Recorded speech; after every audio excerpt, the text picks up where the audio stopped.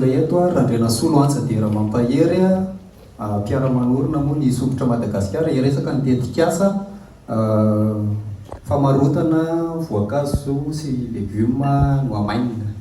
Randrena Solo antsa dia raha mampahery manambady manatsanaka mianada misehatra eo amin'ny fanadiadiana eo amin'ny fiarahamonina zany efa nanaraka fiofanana mifandrarana miaraka amina mpiara-miasa maromaro vitsivitsy raha hoan'ny eto Madagasikara manokana ataoko hoe faritra 20 ao anatin'ny 3 zany efa hita avokoa.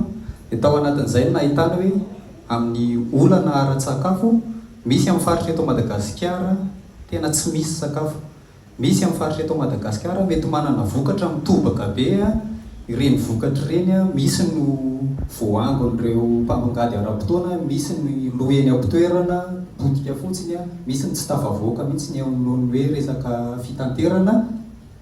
Dia nefa raha te hiady amin'ny resaka tsy fanjarian-tsakafo sika dia tokony hikajy ny sakafo tsy hanary sakafo dia mitady ny fomba zany ahafahana mba hoe mitahiry azy. Dia ao anatin'izay no niteraka zany le hoe tsy hoe vaovao akory le hoe fanamainana sakafo fa misy fotsiny hoe ny fomba ho tsaratsara kokoa mba ho voatahiry ireo singa rehetra ao anatin'ny sakafo izay amainina zany. Zany hoe mampiasa déshydrateur zany ao anatin'io fa tsy hoe amainina amin'antsony fotsiny. Dia ny tombony ao anatin'ny vokatra ao anatiny zany tsy misy akora simika afaka tehirizina mora kokoa ny fitaterana. Raha ohatra amin'izao fotoana izao fotoana manga zao any Mahajanga ohatra mety hoe betsaka ny manga mety simba toerana fotsiny ao, raha mitatitra koa ny freany mety miakatra lafo be fa raha maina any toerana izy dia le vokatra efa mamainina no entina hamparitaka afaka hoentsika na hatrany atapon'ny olombetsika afaka hanao livraison satria manana fotoana afaka mitondra an'izay. Dia ao anatin'izay moa mety hoe ninona ny dingana efa natao eo mety misy ny fitsidiana ireo faritra maro misy ny sondage efa nataonay en ligne dia nahitana mpiara-miasa maromaro zany.